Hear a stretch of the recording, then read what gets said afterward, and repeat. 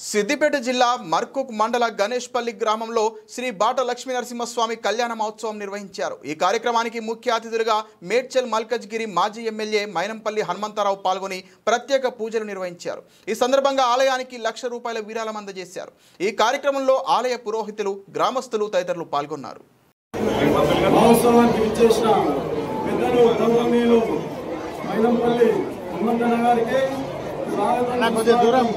అలాగే ఈ రోజు ఇక్కడికి చేసిన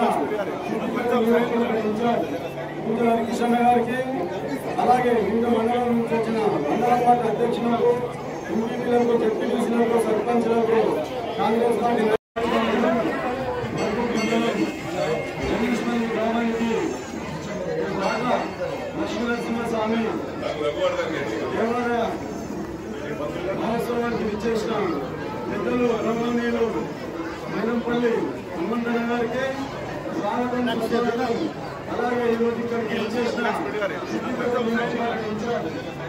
కిషన్ గారికి, అలాగే వివిధ మండలం నుంచి వచ్చిన మండల పార్టీ అధ్యక్షులకు, ఎంపీలకు, జెడ్పీటీసీలకు, సర్పంచ్లకు, కాంగ్రెస్ పార్టీ నాయకులకు, అందరికీ పేరు పేరున నమస్కారాలు తెలియజేస్తూ, ఇప్పుడు మన కాంగ్రెస్ పార్టీ రాష్ట్ర నాయకులు చేసిన హనుమంతరెడ్డి గారు మన దేవాలయంకు ₹1,00,000 విరాళంగా ఇవ్వడం చాలా సంతోషకరం।